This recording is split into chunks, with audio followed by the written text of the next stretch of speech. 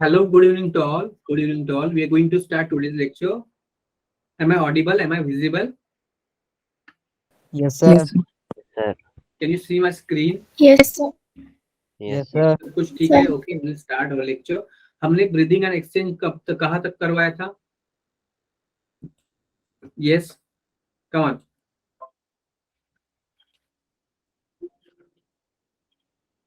Mechanism of inspiration करवाया था. No, sir.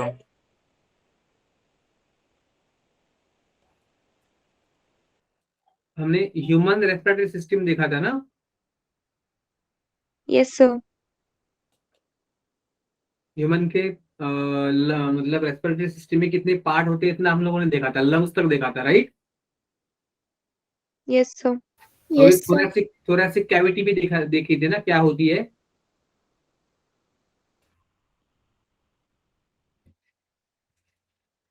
Okay, देखो. ये थोड़ा सा ना, ये थोड़ा सा गलत हो गया डायग्राम, थोड़ा सा शायद. देखो, इधर भी ये ऑब्लिक ही लोब है. वहाँ ये मैंने आपको डायग्राम क्लियर करवाई ना. हेलो. और ये डायग्राम की कि नहीं की?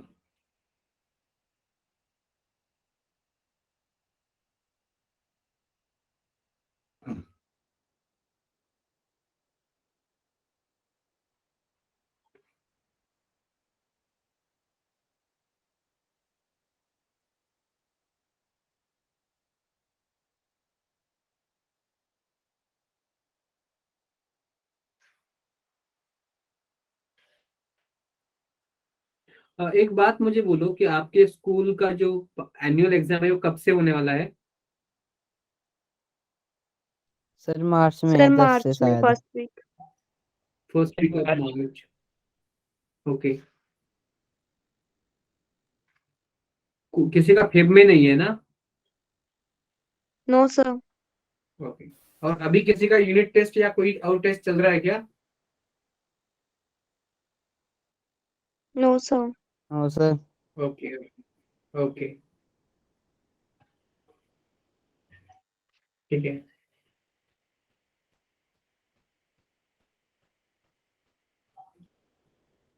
ओके. ये देखा क्या हमने, प्लूरल मेम्ब्रेन देखा था. No, sir. सेजल, याद नहीं आपको? हमने कहाँ तक किया था एक्सटर्नल, ये तो किया था ना. Yes, sir. हाँ, Yes, ये sir. किया था, ये भी किया था, ये भी किया था ना, ट्रैकिया. Yes, sir. ओके. तो एक बार मैं बोल दूं कि ह्यूमन रेस्पिरेटरी सिस्टम जो है ना, उसमें क्या क्या आता है. बाहर से नोज आता है. नोज में क्या है? एक्सटर्नल ओपनिंग्स है, उसको बोलेंगे नॉस्ट्रिल्स. नॉस्ट्रिल के अंदर क्या है? नेजल पैसेज है. उसके अंदर इंटरनल नेरीज है. उसके अंदर है नेजोफेरिंग्स. उसके बाद ऑरोफेरिंग्स, लैरिंजियोफेरिंग्स, लैरिंग्स, ट्रैकिया, प्राइमरी ब्रोंकाई. इतना सबको क्लियर है? Yes, sir. Yes, sir. Okay. और Yes, sir. लैरिंग्स जो होता है, लैरिंग्स की ओपनिंग को क्या बोलते हैं? ग्लॉटिस बोलते हैं. और ग्लैटिस, ग्लॉटिस पे एक पर्दा होता है, उसको बोलते हैं एपिग्लॉटिस. कर्टन होता है, उसको बोलेंगे एपिग्लॉटिस, जो कार्डिलेज से बना हुआ होता है. और लैरिंग्स है साउंड बॉक्स. वो हम साउंड जो प्रोड्यूस करते हैं ना, बोलते वक्त जो आवाज निकलती है, वो इधर लैरिंग्स होते हैं. लैरिंग्स की वजह से होती है. और उसके अंदर वोकल कॉर्ड्स होते हैं. 4 वोकल कॉर्ड्स रहते हैं. 1 pair of false vocal cords and 1 pair of true vocal cord. जो ट्रू वाले वोकल कॉर्ड है वही वॉइस क्रिएट करते हैं. फॉल्स वाले वोकल कॉर्ड वॉइस क्रिएट नहीं करते. अंडरस्टूड? इतना क्लियर सबको? Yes, sir. Yes, sir. Yes, Yes. sir. Yes sir. Okay. Okay. तो ट्रैकिया या विंड पाइप जो है ना, वो किससे बना है? ये कार्टिलेज से बना है. कार्टिलेज का पाइप है वो. और हमें पता है, अगर आपने इधर देखा ना, अपने अपने ट्रैकिया पे ये विंड पाइप है, तो आपके हाथ में कोई ऐसे रिब्स रिब्स लगेंगे. प्लेन नहीं लगेगा, वो रिप रिप लगेंगे. थोड़ा देखो, आप महसूस करो, इधर फील करो. सबने फील करना है, सबने फील करना है. इधर टच किया, इधर गले को अपने. Yes, sir. तो आपको इधर मतलब टच हो गया ना उसको, कि ये जो ट्रैकिया है वो प्लेन नहीं है. उसमें कोई रिब्स रिब्स है ना, ऐसे कोई रिब्स रिब्स है. तो क्या है? वो है C shaped ribs. C shaped या इनकम्प्लीट कार्टिलेज के रिंग होते हैं. मानो कि ये अपना ट्रैकिया है, ये आपका लैरिंग्स है, ये आपका ट्रैकिया है, उस पे आपको ऐसे ऐसे सी शेप इनकम्प्लीट कार्टिलेज के रिंग दिखेंगे। Understand? Yes, sir. Yes, sir. Yes, sir. Incomplete cartilage के रिंग दिखेंगे। इंग्लैंड मतलब क्या? ये पूरे गोल नहीं है, ये ऐसे ही है, सी शेप्ड है ऐसे। मतलब they are, it is present in the ventral region, ventral region पे है और लैटरल रीजन पे है, डॉर्सल रीजन पे नहीं है। इससे पिछला जो पार्ट है उसपे नहीं है, वेंट्रल पे है। मतलब ये आगे वाला वेंट्रल, ये साइड वाला लैटरल, पीछे वाला डॉर्सल उसपे नहीं है। Understood? Clear? Yes, sir. Okay. और ये जो ट्रैकिया ये अंदर छाती के अंदर चला गया, चेस्ट के अंदर चला गया, तो चेस्ट में गया, मिड थोरैसिक कैविटी में गया, थोरैसिक कैविटी के मिडल पार्ट में गया, और उसमें जाकर उसके दो पार्ट हो गए, दो ब्रांच हो गए। ओके, ट्रैकिया के दो ब्रांच हो गए, इधर एक और इधर एक। तो इसको बोलेंगे राइट ब्रोंकस। क्या बोलेंगे? Right bronchus. इसको बोलेंगे left bronchus. Left bronchus. What is bronchi? Bronchus singular, bronchi plural. एक को ब्रोंकस, दो है, ज्यादा है तो ब्रोंकाई बोलते हैं। तो this trachea divide into two bronchi, उसको बोलेंगे प्राइमरी ब्रोंकाई। तो it is a right primary bronchus, it is a left primary bronchus, तो उसको बोलेंगे प्राइमरी ब्रोंकाई। इतना सबको क्लियर है? Yes, sir. Yes, sir. ये तो हमने करा था कि नहीं करा था? Yes, sir. किसी को याद नहीं यार? आप रोज का पढ़ते नहीं हो? रोज का पढ़ते नहीं हो? एक बार भी पढ़ते हो? ऐसे ब्लैंक आ जाते हो लेक्चर में? ऐसा नहीं करना है आपको। अगर सीरियसली नीट क्रैक करना है ना, तो आपको रोज के ऊपर मेहनत करनी होगी। सिर्फ लेक्चर अटेंड करने से कुछ नहीं होगा, आपको सेल्फ स्टडी बहुत ज्यादा करना पड़ेगा। ठीक है ना? 3-3 घंटा, 3-4 घंटा फिजिक्स, 3-4 घंटा केमिस्ट्री, 3-4 घंटा बायो, ऐसा 8-10 घंटा आपको सेल्फ स्टडी भी करनी होगी। कम से कम 7-8 घंटा तो करनी पड़ेगी, जितना टाइम मिलता है सबको करनी पड़ेगी। ओके? सिर्फ सिर्फ पढ़ने मतलब लेक्चर अटेंड करने से नहीं होगा, आपको समझ में तो आएगा, लेकिन याद रहने के लिए आपको, मेमोराइज होने के लिए आपको बहुत बार पढ़ना है ना, बहुत बार रिवाइज करना है। यू आर अंडरस्टैंडिंग और not? Yes, sir. Yes, sir. Yes, So sir. trachea, after entering into the mid thoracic cavity at the level of T5, T5 का मतलब क्या है? किसको पता है T5 का मतलब? Thoracic 5 vertebra. हाँ, देखो हमारे जो गर्दन होती है ना, नेक, उसमें अंदर जो होते हैं वर्टिब्रा, उसको बोलते हैं सर्वाइकल वर्टिब्रा। उसके बाद जो हमारा थोरैक्स है, उसके अंदर जो होते हैं उसको बोलते हैं थोरैसिक वर्टिब्रा।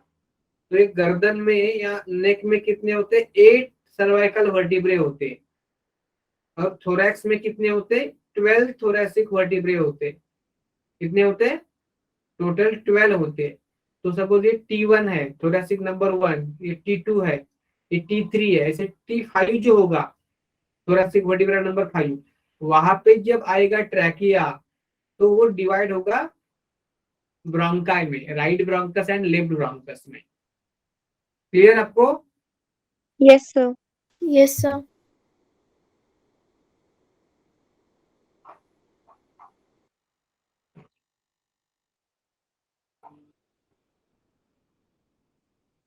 ओके। और हर हमें देखा कि जो ट्रैकिया के बाद ब्रोंकाई मतलब बन गए हैं, वो ब्रोंकाई उस साइड के लंग के अंदर। ये तो मैंने समझा है ना आपको डायग्राम? Yes, sir. आई तो सब Yes, इसमें sir. सब आ गए, इसमें सब आ गए, तो आपको आंसर भी देना चाहिए Yes, ना sir. बेटा।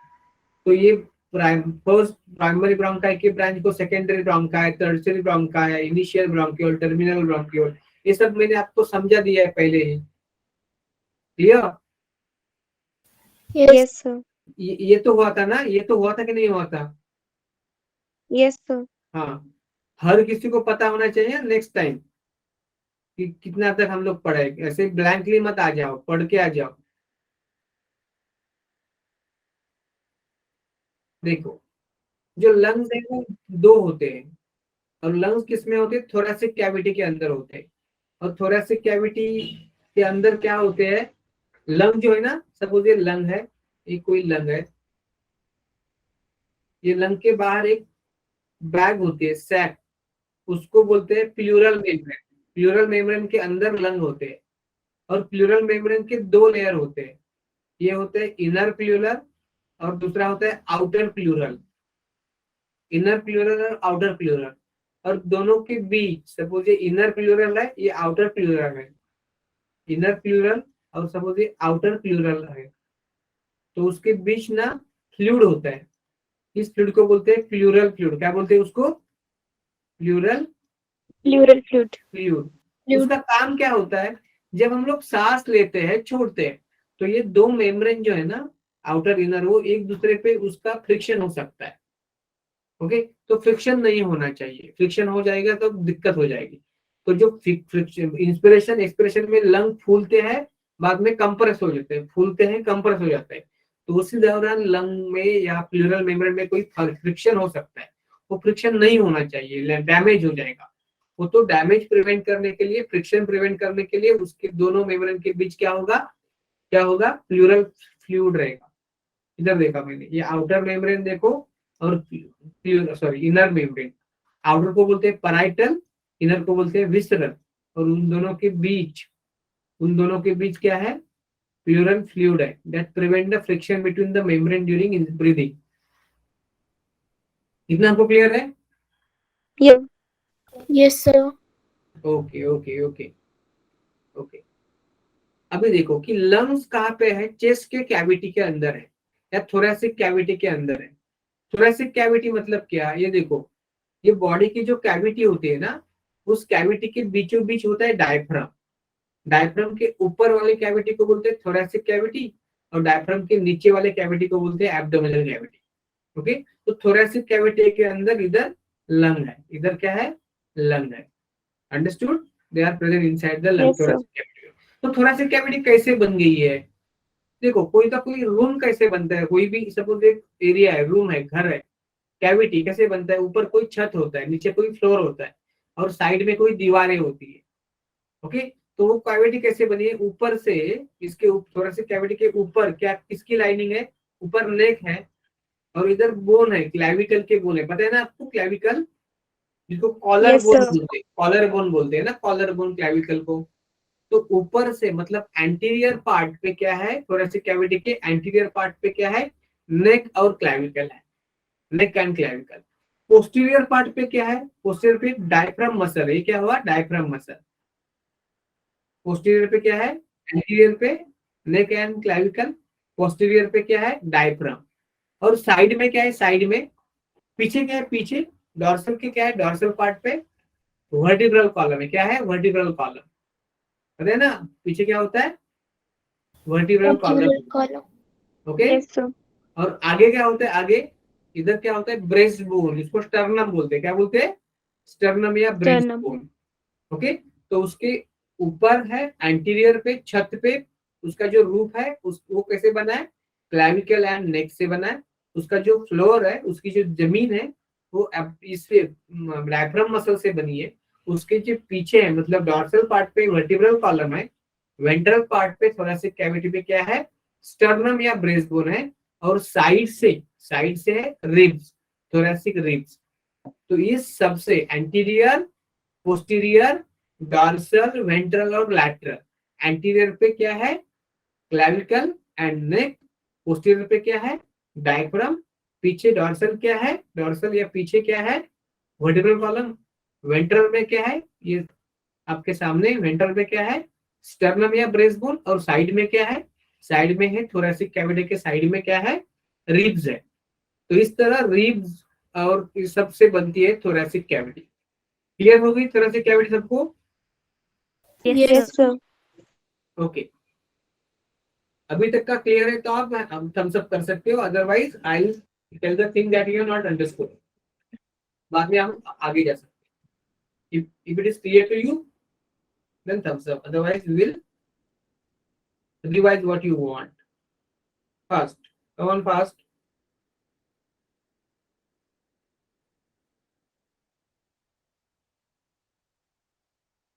गुड, आज 50 है। गुड, गुड पार्टिसिपेशन, ऐसा ही पार्टिसिपेशन होना चाहिए सबका, और ऐसा ही पार्टिसिपेशन होना चाहिए ये थम्स अप में, या आप कोई भी क्वेश्चन भी पूछना चाहिए आपको अगर कुछ माइंड में डाउट है तो।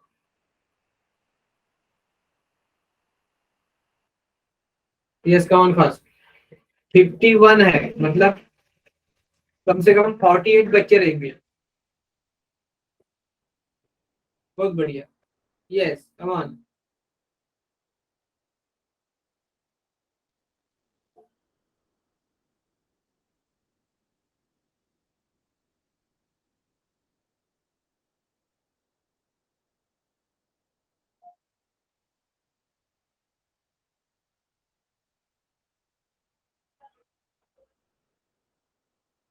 अभी तक 10-11 बच्चों ने कोई रिप्लाई नहीं दिया है, या फिर आप कोई डाउट पूछो, डाउट पूछो अगर आपको क्लियर नहीं है तो। पैसिवली मत बैठो, पैसिवली मत बैठो। ठीक है, ओके, तो आपको क्लियर है इसका, आगे बढ़े, can we move ahead? Yes, sir. Okay okay okay, देखो इस तरह से बनी थोरेसिक कैविटी। आपके एनसीईआरटी में ये एक रहेगा कि जो हमारी थोरेसिक कैविटी है, चेस्ट कैविटी है ना, वो एयर टाइट चेम्बर है। एयर टाइट चेम्बर मतलब क्या होता है? देखो कि जो हमारा लंग है, वो लंग एक बैग में, सैक में, थैली के अंदर है। उस थैली का नाम है प्लूरल मेम्ब्रेन। क्या नाम है? Pleural membrane. और उस प्लूरल मेम्ब्रेन की दो लेयर है, आउटर पैराइटल, इनर विसरल, और दोनों के बीच फ्लूइड है, प्लूरल फ्लूइड।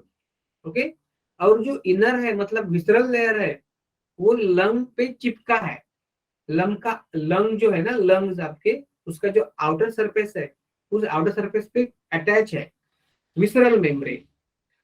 उसके बाद प्लूरल फ्लूइड है, उसके बाद आउटर मेम्ब्रेन है, और आउटर मेम्ब्रेन जो है ना, वो थोरेसिक लाइनिंग कैविटी के इनर लाइनिंग को चिपकी है। ओके, मतलब हम लोग देख सकते हैं, देखो सपोज ये लंग का सरफेस है, ये सपोज लंग के सरफेस है, उसकी उसको उसको क्या चिपका है, उसको चिपक के क्या बैठा है, अटैच है, जॉइंट है, ऑलमोस्ट जॉइंट है, फ्यूज है उसको। लंग के सरफेस को ये फ्यूज है। क्या है ये है इनर विसरल मेम्ब्रेन। क्या है ये? Inner Membrane. विसरल, ये इनर मतलब visceral pleural membrane. Pleura, pleura बोलेंगे, प्लूरल मेम्ब्रेन बोलेंगे। उसके बाद आया प्लूरल फ्लूइड, उसके बाद आया आउटर प्लूरल मेम्ब्रेन। क्या है ये? आउटर प्लूरल मेम्ब्रेन है, आउटर, राइट। उसके बाद आया ये Yes, sir. थोरेसिक लाइनिंग, उसके बाद आया ये thoracic lining, inner thoracic lining. ये आ गई इनर थोरेसिक लाइनिंग। ये सब एक दूसरे को चिपकी हुई है, तो उसमें कोई भी एयर नहीं बचता।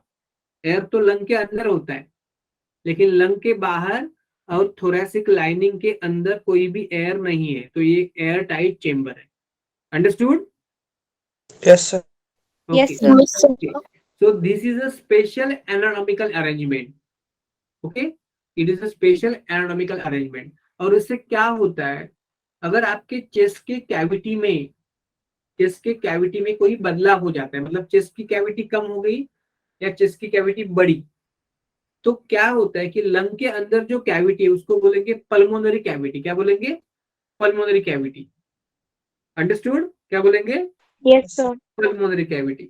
ओके, तो इंट्रा पल्मोनरी कैविटी जो है ना, पल्मोन की, पल्मोन मतलब लंग, कि अगर चेस्ट की कैविटी कम होती है तो लंग की कैविटी भी कम होगी, अगर चेस्ट की कैविटी बढ़ती है तो लंग की कैविटी भी बढ़ेगी। You understanding? Yes, sir. Okay, so this is a special anatomical arrangement of the lung. It is a special anatomical arrangement of the lung, क्योंकि ये एयर टाइट चेम्बर है, लंग का सरफेस और जो plural का surface है वो चिपका हुआ है, और आउटर प्लूरा और इनर थोरेसिक लाइनिंग वो भी चिपका हुआ है, वो अटैच है, फ्यूज है। इसके लिए थोरेसिक कैविटी के अंदर जो भी कैविटी कम होगी या ज्यादा होगी, चेंज होगा, तो सिमिलर चेंज होगा लंग के कैविटी में, पल्मोनरी कैविटी के अंदर। and this arrangement is very required for, it is very required for inspiration and expiration. This airtight anatomical arrangement is essential for breathing. It is essential for breathing, breathe in, breathe out. तो कोई भी अगर बदलाव होता है thoracic cavity के अंदर, तो सिमिलर बदलाव होता है लंग कैविटी या पल्मोनरी कैविटी के अंदर. मतलब अगर थोरेसिक कैविटी बड़ी हो गई, बढ़ गई, तो लंग की कैविटी भी बढ़ेगी, और थोरेसिक कैविटी कम हुई तो लंग की कैविटी भी कम होगी, उतनी ही कम होगी. You are done with me? Yes, sir. Sir. Okay okay okay. Yes, sir. Yes. अभी देखेंगे हम लोग स्टेप्स होते हैं. स्टेप देखे नहीं ना हमने ब्रीदिंग के? स्टेप्स नहीं देखे ना? No, sir. देखिए. No, sir.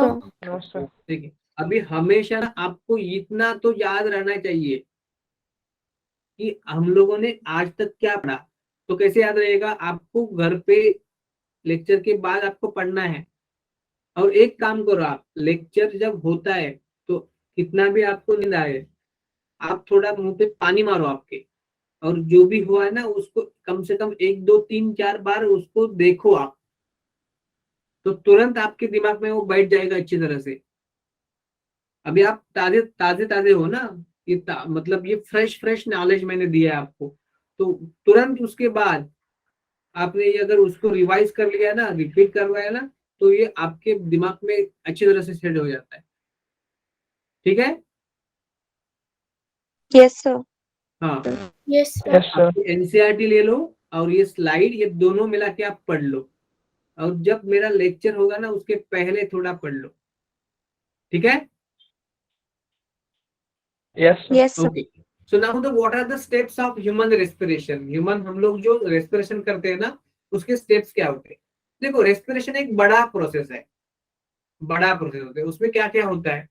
पहला तो हुआ ब्रीदिंग, या उसको बोलेंगे पल्मोनरी वेंटिलेशन. पल्मोन मतलब लंग्स, वेंटिलेशन मतलब हवा का आना जाना, राइट? तो it is exchange of oxygen and carbon dioxide between atmosphere and lung. बाहर की जो हवा है वो हम अंदर लेते हैं लंग के अंदर, अंदर की जो CO2 रिच एयर है वो हम बाहर छोड़ते हैं. तो इंस्पिरेशन, एक्सहेलेशन, एक्सपिरेशन. तो उसमें 2 स्टेप है. इंस्पिरेशन या इनहेलेशन में क्या होता है? ऑक्सीजन रिच एयर हम लोग इनसाइड लेते हैं. एक्सपिरेशन में क्या होता है? या एक्सहेलेशन में carbon dioxide rich air, foul air, foul मतलब गंदी एयर, हम लोग बाहर छोड़ते हैं. Clear? Yes, sir. Yes, sir. उसके बाद क्या हुआ? There should be exchange of gases between alveola and lung, blood. देखो, लंग के अंदर तो हमने एयर ले ली, सपोज ये आपके लंग है, लंग के अलियोला है, ये ब्लड कैपिलरी है. अलियोला पे ब्लड कैपिलरी होती है, आपको बाद में समझाऊंगा मैं ये. तो लंग के अंदर आपने तो एयर ले ली. ओके. तो लंग के अंदर जो एयर ले ली वो आपके ब्लड के अंदर आना चाहिए, और ब्लड के अंदर जो कार्बन डाइऑक्साइड है वो लंग के अंदर जाना चाहिए और उससे बाहर जाना चाहिए. अंडरस्टूड? Yes, sir. Yes, ये sir. ऑक्सीजन रहेगा, एक CO2 रहेगा. Yes, sir. ओके. तो ये जो एक्सचेंज है ना, लंग के अंदर जो अलियोला है, और अलियोला के बाहर जो ब्लड कैपिलरी है, मतलब लंग एंड ब्लड के बीच में, अलियोला एंड ब्लड के बीच में जो एक्सचेंज है, अलियोला का ऑक्सीजन ब्लड में आ जाएगा और ब्लड का कार्बन डाइऑक्साइड अलियोला में चला जाएगा, ताकि वो उसके बाद बाहर जा सके बॉडी के. Clear?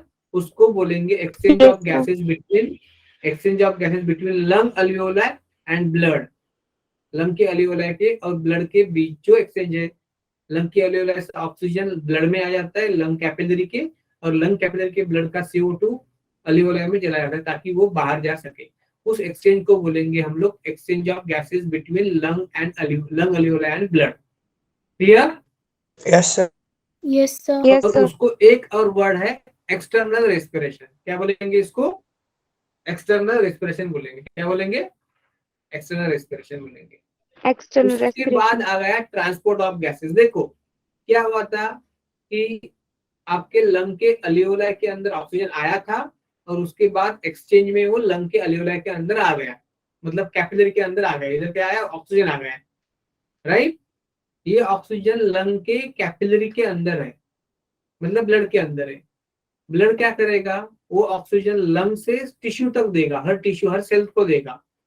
So the blood will transport और carry the oxygen from the lung into the to the all tissues of the body। और ये ट्रांसपोर्ट कहाँ से होता है, ब्लड से होता है, वाया ब्लड।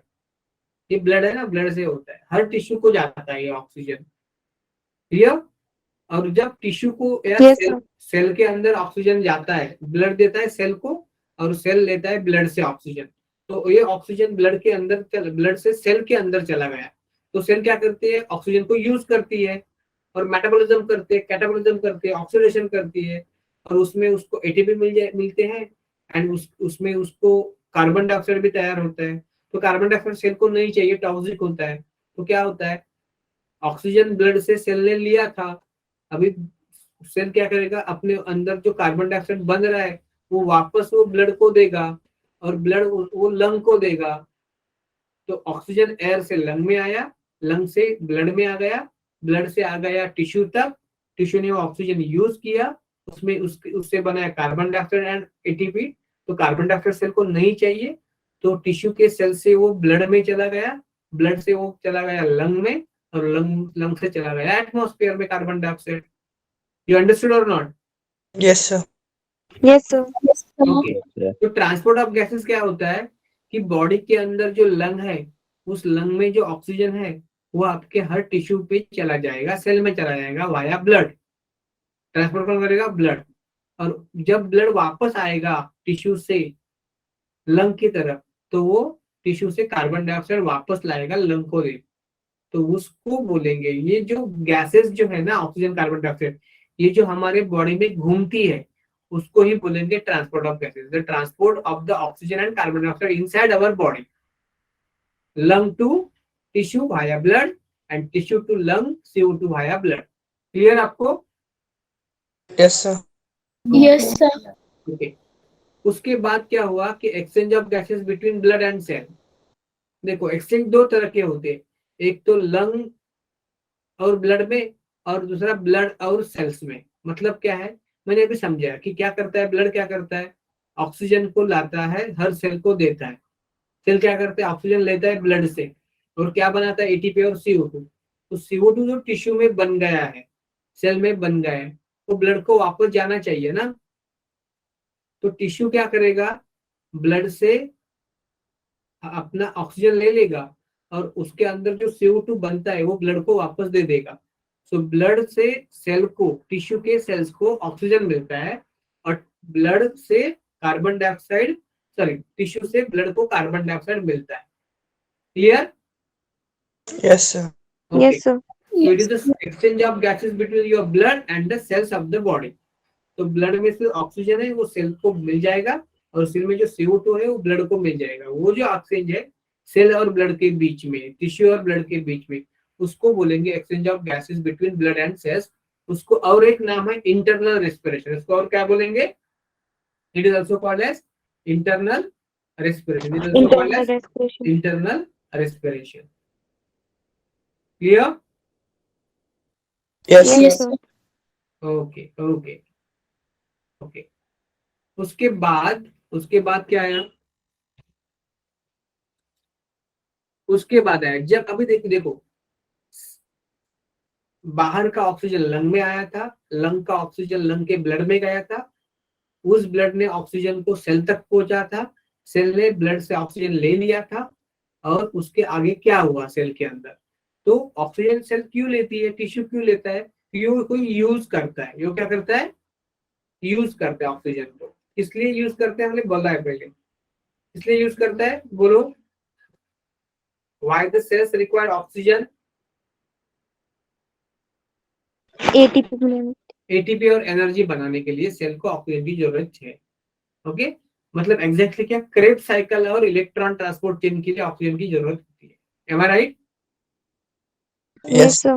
Yes, तो sir. उसमें क्या बनता है, उसमें बाय प्रोडक्ट क्या, बाय प्रोडक्ट मतलब क्या, जो साइड प्रोडक्ट है, मेन प्रोडक्ट तो एटीपी है ना, तो एटीपी के साथ जो अनवांटेड प्रोडक्ट भी बनता है, बाय प्रोडक्ट बनता है, उसको बोलते हैं कार्बन डाइऑक्साइड। तो कार्बन डाइऑक्साइड सेल को नहीं चाहिए, अंडरस्टूड।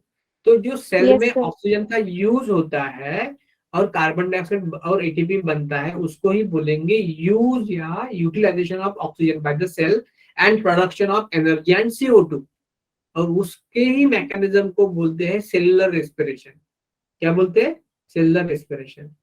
तो एनर्जी कैसे बनती है? हीट और एटीपी दो फॉर्म में बनती है एनर्जी। हीट एंड एटीपी दो फॉर्म में बनती है। तो सेल में एक्चुअली क्या होता है? सपोज ग्लूकोज है या अमीनो एसिड या फैटी एसिड, मोस्टली ग्लूकोज। तो ग्लूकोज और ऑक्सीजन का रिएक्शन होता है और CO2 हीट एंड एटीपी बनता है। उसको ही बोलते हैं oxidation of glucose by oxygen. Oxygen ने क्या किया? It carry out the oxidation, oxidation of glucose. Okay, इसलिए ऑक्सीजन को क्या बोलेंगे? ऑक्सीजन को बोलेंगे ऑक्सीडाइजिंग एजेंट। ऑक्सीडाइजिंग एजेंट बोलेंगे। या फिर और एक नाम है ऑक्सीडेंट। क्या नाम है उसका? Oxidant. Oxidant. Okay, so oxygen use is use as oxidizing agent. Oxidation का मतलब क्या है? ऑक्सीडेशन का मतलब क्या होता है कि लॉस ऑफ प्रोटॉन। तो ग्लूकोज का इलेक्ट्रॉन और प्रोटॉन छीन लेता है ऑक्सीजन, और उसी दरमियान क्या होता है कि ग्लूकोज के अंदर जो बॉन्ड्स होते हैं वो ब्रेक होते हैं, और उसमें जो एनर्जी होती है बॉन्ड्स में ग्लूकोज के, वो बाहर निकलती है। कुछ एनर्जी हीट में लैप्स होती है और कुछ एनर्जी का रूपांतरण होता है एटीपी में। क्लियर है? Yes, sir. Yes, sir. Okay, तो So, हम एक ये इक्वेशन में देखेंगे। देखो, glucose plus carbon oxygen 6O2 क्या बनता है? 6CO2 plus 6H2O plus heat plus ATP, plus heat plus ATP. तो ये CO2 तो नहीं चाहिए, तो बाहर फेंका जाता है। सेल से जाता है ब्लड को, ब्लड से आता है लंग को, लंग से आता है एटमॉस्फेयर को। CO2 इसको बोलते हैं expiration. Clear? Yes, sir. yes, sir. Okay,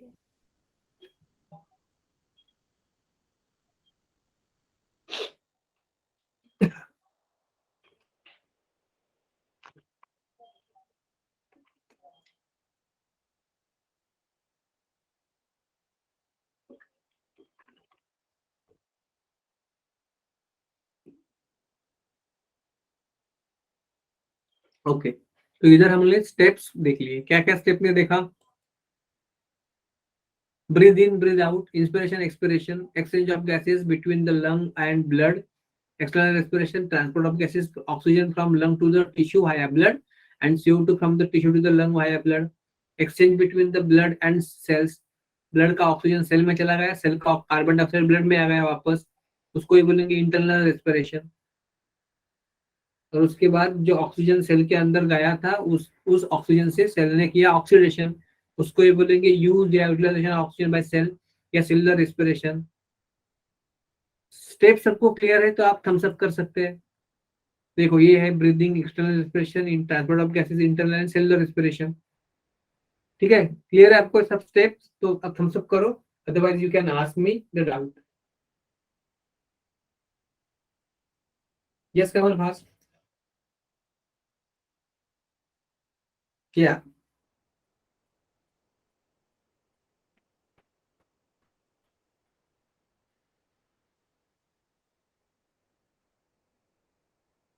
yes.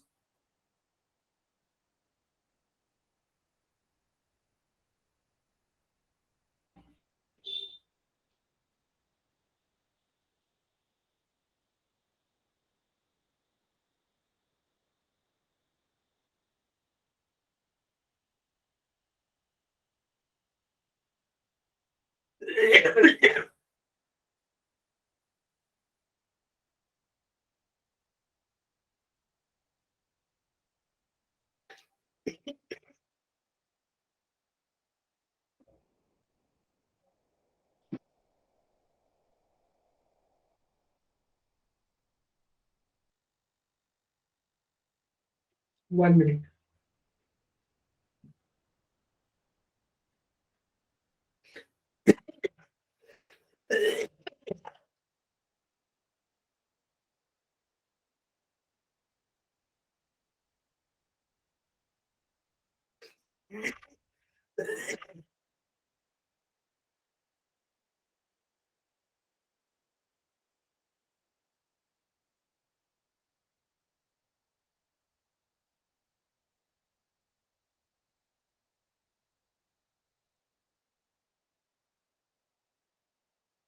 बच्चों मैं आपसे एक बात करना चाहता हूँ। Hello, Yes, sir. सुन पा रहे हो? Yes sir. Yes. तो ये मैंने बात की थी आपसे पहले भी थोड़ी सी, शायद मैं आपको रिवाइंड कर दूं कि क्या है ना, हम दिन में एक ही घंटा मिलते हैं और वो भी 6 दिन। संडे तो आपका अलग बाकी का टेस्ट वगैरह रहता है और दिन में एक ही घंटा मिलते हैं। तो मैंने सोचा कि आप में से एटलीस्ट कोई बच्चे है ना, सब बच्चे तो नहीं है लेकिन एटलीस्ट बहुत सारे बच्चे ऐसे हैं कि वो रेगुलर आंसर कर रहे हैं, रेगुलर पार्टिसिपेशन कर रहे हैं। कोई कोई बच्चे नहीं कर रहे हैं, लेकिन I am sorry for that, सबको करना चाहिए। तो मैं क्या बोल रहा हूँ कि हमें, आप मुझे पर्सनली आपको और किसी चीज के लिए हेल्प करना है, वैसे कि मतलब आप कैसे पढ़ते हो, क्या तरीका है आपका पढ़ने का, आपको क्या दिक्कतें आती है, कंसंट्रेशन में कोई प्रॉब्लम आ रही है क्या, आप अगर ब्लैंक होते हो क्या, ध्यान में नहीं रख रहता क्या, मतलब आपको स्टडी का टाइम मैनेज नहीं हो रहा है क्या, कैसे, मतलब जो भी है आपके थिंकिंग में कुछ एरर्स है क्या, तो सबके लिए हम लोग ना थोड़ा थोड़ा, मैं क्या बोल रहा हूँ, और आपका प्रोग्रेस कैसे चल रहा है particularly, that is most important. तो उसके लिए मुझे अपडेट चाहिए आपसे बायोलॉजी के बारे में, ठीक है ना? तो पर्टिकुलरली बायोलॉजी के बारे में तो मैं एक सोच रहा था कि 2 हफ्ते में से एक बार हम लोग एक मीटिंग रखेंगे, 2 हफ्ते में से एक बार मीटिंग रखेंगे। और उसमें कोई हम लोग पढ़ाएंगे नहीं, मैं उनको पढ़ाऊंगा नहीं, उसमें सिर्फ आपका जो भी इश्यूज है, आपकी जो भी प्रॉब्लम्स है, उसको कॉन्कर करने की हम लोग कोशिश करेंगे। आपको समझ में आ रहा है मैं क्या बोल रहा हूँ? Yes, sir. Yes, sir. Yes sir. तो आप उस टाइम आपके जो भी इश्यूज है ना, regarding how to concentrate, how to keep in mind, how to memorize, okay, और बाकी की जो भी है Yes, sir. कि आपकी जो बाकी related to study, related to study only, okay. तो डिस्ट्रैक्शन से कैसे बचना है, मोबाइल से कैसे बचना है, जो भी हो आपको, और आप पढ़ना कैसे है, पढ़ने का तरीका क्या हो सकता है, कैसे याद रह सकते हैं, रहना चाहिए, मतलब कैसे याद रह सकता है, उसके लिए क्या कैसे पढ़ना है, वो सब, ये नीट के लिए क्या कैसे पढ़ना है बायोलॉजी का, ये सब आप जनरल ऐसा, मतलब that is required for your NEET exam, that will also help you in the board exam or any other type of exam that you are going to face in the future, understood? तो उस हिसाब से particularly NEET exam के हिसाब से हम लोग थोड़ा सा बातचीत करेंगे। आपके कुछ प्रॉब्लम्स होगी तो आप मुझे शेयर कर लेना, और बाकी का डाउट भी है तो भी पूछ सकते हो, स्टडी स्टडी का डाउट भी है, बायोलॉजी का कोई सपोज इसका मतलब क्या था, इसका मतलब क्या था, तो भी आप, क्योंकि 1 घंटे में ना हमें ज्यादा टाइम नहीं मिलेगा हर बार, क्योंकि पढ़ाना भी है हमें ना, सिलेबस भी कंप्लीट करना है, बहुत सारे चैप्टर और भी फिनिश करने हैं आपको, right? You understanding? Yes, sir. हाँ। Yes, तो sir. मतलब कुछ कुछ दिन के बाद मिलते हैं हम लोग फ्रिक्वेंटली, 15 दिन के बाद ऐसे मिलते हैं, तो एक आधे घंटे की एक मीटिंग रख सकते हैं हम लोग, आधा घंटे की, 40 मिनट की। तो मैं आपको गूगल मीट का लिंक सेंड करूंगा, उस पर आप लोग ज्वाइन होना, ओके। और उस टाइम हम अपना मतलब बातचीत कर सकते हैं, जो भी आपकी स्टडी रिलेटेड अदर इश्यूज होते हैं, ठीक है? Yes, sir. और बाकी को नहीं चाहिए? Yes, sir. ठीक है, ओके। तो इसके लिए कौन कौन तैयार है, किसके उसको चाहिए, अगर ये है तो आप थम्स अप कर सकते हैं अभी, या यस बोल सकते हैं, यस यस यस बोलिए, यस बोलिए, यस बोलिए, यस।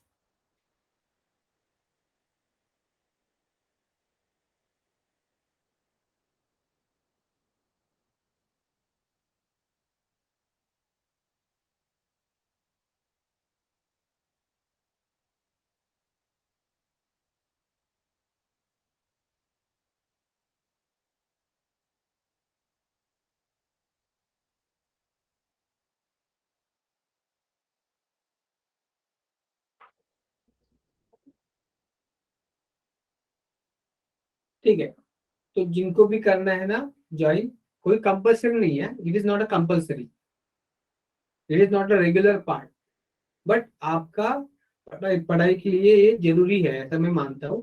तो हम लोग ऐसे मिलते रहेंगे, ठीक है? ठीक है, मैं एक कोई दिन का आपसे बात, एक कोई दिन में आपको एक गूगल मीट पे एक लिंक भेज दूंगा, और उस पर हम लोग मिलेंगे व्हाट्सएप, ये आप गूगल मीट पे, और उस पे हम लोग चर्चा करेंगे कि क्या क्या इश्यू है आपके। और पर्सनली आपको अगर कोई लगता है तो आप ये व्हाट्सएप भी कर सकते हैं। ओके, और सब चीज रिलेटेड टू स्टडी होनी चाहिए। There should not be any time pass.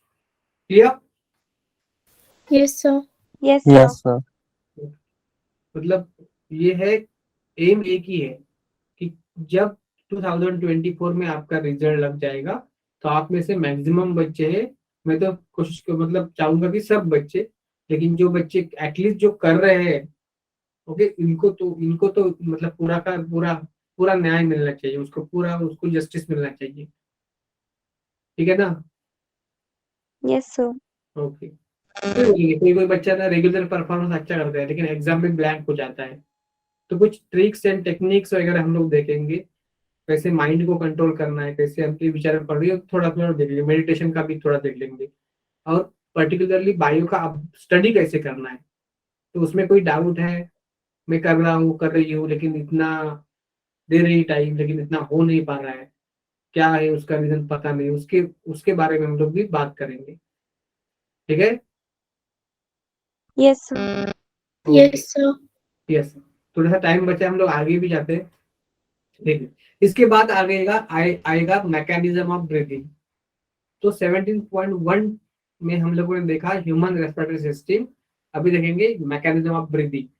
Breathing में दो पार्ट है, breathe in, breathe out. Breathe इन मतलब इंस्पिरेशन या इनहेलेशन, ब्रीथ आउट मतलब एक्सपिरेशन या एक्सहेलेशन। ओके, तो एक मिनट में लगभग हम 12 से 16 बार ब्रीथ इन ब्रीथ आउट करते हैं, और ये ब्रीदिंग का जो रेट है 12 to 16 टाइम्स पर मिनट पर 60 सेकेंड, वो हमारा ब्रेन जो है उसका पॉन्स हैरोली और मेडुला ऑब्लांगेटा रेगुलेट करते हैं।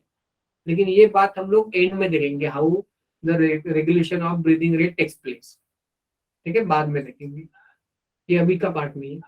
तो इंस्पिरेशन और एक्सप्रेशन दो दो चीज होती है। देखो कि इंस्पिरेशन मतलब क्या होता है, गैस का, एयर जो है उसका मूवमेंट होता है। जब बाहर जो एयर है एटमॉस्फेयर में, वो एयर जब हमारे छाती के अंदर, लंग के अंदर चली जाती है, तो उसको ही बोलते हैं इंस्पिरेशन।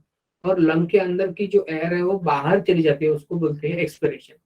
तो एक चीज रखो ध्यान में, तो एयर का मूवमेंट कहाँ से कहाँ होगा, जिधर एयर का प्रेशर ज्यादा है उस रीजन से जिधर एयर का प्रेशर कम है, उसी साइड एयर का मूवमेंट होगा ना। So air will blow, air will move from the high pressure gradient, high pressure to the low pressure. अगर कोई दोनों जगह पे एयर का प्रेशर सेम है तो एयर एक जगह से दूसरी जगह पे मूव नहीं कर सकता। ओके, तो जहां पे ज्यादा Yes, प्रेशर sir. है वहां से कम प्रेशर की तरफ बढ़ जाएगा, एयर मूव कर देगा, उसको ही बोलते हैं प्रेशर ग्रेडियंट। ग्रेडियंट का मतलब होता है डिफरेंस, एक जगह प्रेशर कम, एक दूसरी जगह प्रेशर ज्यादा, मतलब प्रेशर के एक्सटेंट में बदलाव है, अलग अलग है, डिफरेंस है। तो हाई प्रेशर वाली एयर लो प्रेशर वाली एयर तक आ जाएगी। ओके, लो प्रेशर वाली एयर Yes, तक sir. आएगी।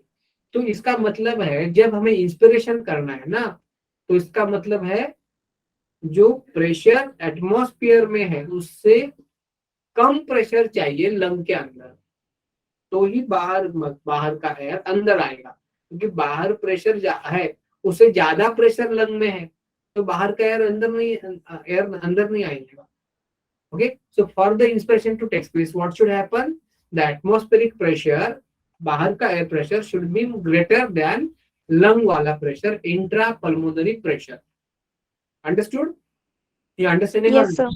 ओके। Yes, sir. और जब एक्सपिरेशन करना है तो उल्टा होना चाहिए, लंग के अंदर का प्रेशर बाहर के एटमॉस्फेरिक प्रेशर से भी ज्यादा होना चाहिए। Understanding?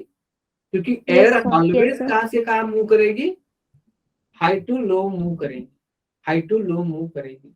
Air will move from high to low. You understood? Yes, sir. Yes, sir. तो ये बाहर का जो एटमॉस्फेरिक प्रेशर है उसको हम अपने हिसाब से इतना मॉडिफाई नहीं कर सकते। मतलब जब इंस्पिरेशन करना है तो बाहर का प्रेशर ज्यादा चाहिए, लंग का प्रेशर कम चाहिए। तो ऐसा आप लोग कर सकते हैं क्या, बाहर का प्रेशर बढ़ाया और इंस्पिरेशन किया, ऐसा कर सकते हैं क्या हम लोग? No, sir. नहीं कर सकते ना। या बाहर का प्रेशर हम लोग ने कम किया लंग के प्रेशर से और बाहर हवा छोड़ दी, higher pressure to lower pressure, lung to atmosphere, ऐसा हो सकता है क्या? No, sir. No, sir. नहीं हो सकता। इसका मतलब है हमें ही अंदर कुछ करना पड़ेगा। हम एटमॉस्फेयर का प्रेशर कम ज्यादा नहीं कर सकते, तो उसका मतलब हमारे बॉडी के अंदर जो लंग है उस लंग का प्रेशर हम कम ज्यादा कर सकते हैं। मतलब जब इंस्पिरेशन करना है ना, तो एटमॉस्फेयर का जो प्रेशर है ना उससे लंग का प्रेशर कम करना पड़ेगा, और जब एक्सप्रेशन करना है ना तो एटमॉस्फेयर प्रेशर से हमारे लंग का प्रेशर ज्यादा करना पड़ेगा। You understood? Yes, sir. Yes, sir. Yes, sir. मतलब बाहर का प्रेशर और अंदर का प्रेशर जो है वो अलग अलग रखना पड़ेगा, यूनिफॉर्म नहीं होना देना है। यूनिफॉर्म हो जाएगा तो एयर कहाँ से कहाँ, मतलब बाहर से अंदर या अंदर से बाहर नहीं जाएगी। ग्रेडियंट मतलब डिफरेंस होना ही चाहिए, और ये डिफरेंस जितना ज्यादा है उसका ये जो मूवमेंट है ना एयर का from higher to lower pressure वो फास्ट हो जाएगा। अगर डिफरेंस कम है तो मूवमेंट का स्लो हो जाएगा, लेकिन डिफरेंस बहुत ज्यादा है, जितना ज्यादा उतना मूवमेंट एयर का high pressure to low pressure ज्यादा बढ़ जाएगा। Have you understood all this thing? Yes, sir. Yes, sir. Okay Yes, okay. sir. तो ये कौन करता है हमारे बॉडी के अंदर? हमारे बॉडी के अंदर कोई ऐसी चीज है वो क्या करती है, बाहर के प्रेशर से ज्यादा प्रेशर बनाती है तो एक्सप्रेशन हो जाता है, और बाहर के प्रेशर से कम प्रेशर बनाती है लंग के अंदर तो इंस्पिरेशन हो जाता है। तो ये क्या चीज है जो हमारा अंदर का और बाहर का, अंदर का प्रेशर कम या ज्यादा करती है, और अकॉर्डिंगली कम किया तो इंस्पिरेशन, ज्यादा किया तो एक्सप्रेशन हो जाता है। तो वो दो स्ट्रक्चर है, उसका नाम क्या है? उसका नाम है डायफ्राम मसल और इंटरकोस्टल मसल। डायफ्राम मसल और इंटरकोस्टल मसल। क्लियर आपको? Yes, sir. Yes, sir. Okay. तो डायफ्राम और इंटरकोस्टल मसल कैसे करते हैं अंदर का प्रेशर कम या ज्यादा बाहर की प्रेशर से? ओके, अगर कम किया बाहर की प्रेशर से ज्यादा कम किया तो एयर अंदर आ जाएगा, अगर ज्यादा किया तो अंदर का एयर बाहर चला जाएगा, मतलब एक्सप्रेशन हो जाएगा। तो डायफ्राम और इंटरकोस्टल मसल दोनों करते हैं, प्रेशर कम करते हैं ज्यादा करते हैं, लंग के ऊपर का प्रेशर कम करते हैं ज्यादा करते हैं। वो कैसे करते हैं और क्या करते हैं वो बाद में देखेंगे, हम नेक्स्ट सेशन में देखेंगे। आपको इतना सब मैकेनिज्म पता चला क्या? Yes, sir. Yes, sir. Yes, sir. Okay, पता चला, क्लियर है? तो आप हम सब कर सकते हो, clear, fast. Yes, if you understood all this thing, basic information, basic idea हो गया तो आपको अब आगे का बहुत इजी लगेगा। अच्छी तरह से समझ में आया तो ही थम्स अप करना है, सिर्फ ऊपर ऊपर का समझ में आया तो नहीं, समझ में आया तो नहीं। डिटेल में मतलब जितना मैंने बोला वो क्लियर सब हो गया आपको। हर बच्चा इधर बोल नहीं सकता, बोल भी सकता है, ऐसा कोई नहीं कि बोलना नहीं है, लेकिन आप बोलते नहीं हो, इसलिए थम्स अप वैसा लेना पड़ता है।